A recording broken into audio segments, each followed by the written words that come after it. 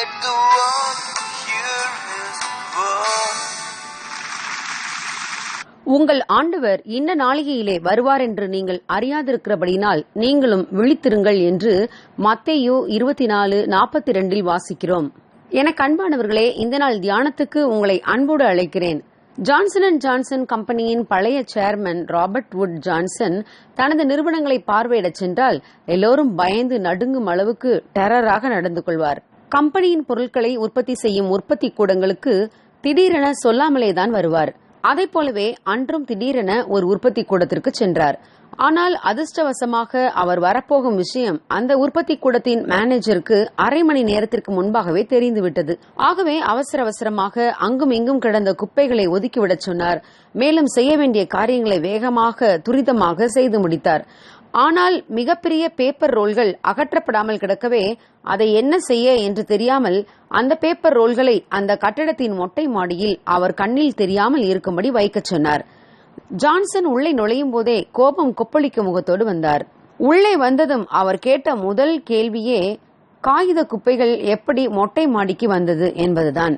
கட்டிடத்தின் உயரத்தில் மொட்டை மாடியில் கிடக்கும் பேப்பர் ரோல்கள் இவருக்கு எப்படி தெரியும் என்று நினைத்த தொழிலாளிகளுக்கு அவர் தனது சொந்த ஹெலிகாப்டரிலேயே கட்டடத்தின் மீது பறந்து கம்பெனியிலேயே வந்து இறங்குவார் என்று தெரிந்திருக்கவில்லை.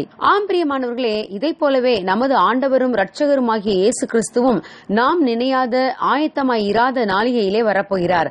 அவர் வரும்போது நம்மை குறைவுள்ளவர்களாகவோ குற்றமுள்ளவர்களாகவோ காணாதபடி ஜாக்கிரதையாய் நடக்க வேண்டும். அவர் திரும்ப வரும்பொழுது இரட்சகராக வராமல் நியாயாதிபதியாக வரப்போகிறார். நமது எஜமானும் ஆண்டவருமாகிய இயேசு கிறிஸ்து நம்மை நம்பி சில பொறுப்புகளை ஒப்படைத்துள்ளார். அதை நாம் அவர் வரும் வரை உண்மையாய் செய்ய எதிர்பார்க்கிறார்.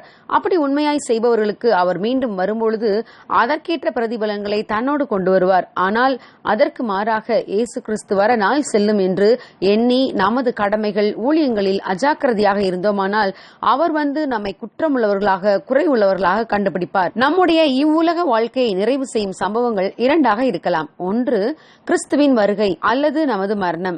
இந்த இரண்டில் ஒன்று நாம் நினையாத வேளையில் நம்மை சந்திக்கலாம். ஆகவே எந்நேரமும் ஆயத்தமாக இருக்க வேண்டும். இயேசு கிறிஸ்துவின் 2ஆம் வருகைக்கான அடையாளங்கள் வெகு சீக்கிரமாக நிறைவேறி வருகின்றன. ஆகவே நமது ஆத்துமாக்களில் விழிப்புள்ளவர்களாய் நடக்க வேண்டும். கணக்கு கேட்கும் எஜமான் வருவதற்குள் அவர் கொடுத்த தாளந்துகளை பெருக்குங்கள், அவருடைய ராஜ்யத்தில் பயன்படுத்துங்கள். அப்போது நமது ஆண்டவர் வந்து நல்லது, உண்மையும் உத்தமமான ஊழியக்காரனே, கொஞ்சத்திலே உண்மையாய் இருந்தாய், அநேகத்தின் மேல் உன்னை அதிகாரியாக்குவேன், உன் எஜமானுடைய சந்தோஷத்துக்குள்ளே பிரவேசி என்று நம்மை குறித்து சொல்வார். அப்பொழுது நமக்கு சந்தோஷமும் கன மகிமையும் உண்டாகும். கர்த்தர் தாமே நமக்கு ஆயத்தமுள்ள இருதயத்தை தருவாராக. நமது ஆத்துமாக்களில் ஜாக்கிரதையை தருவாராக.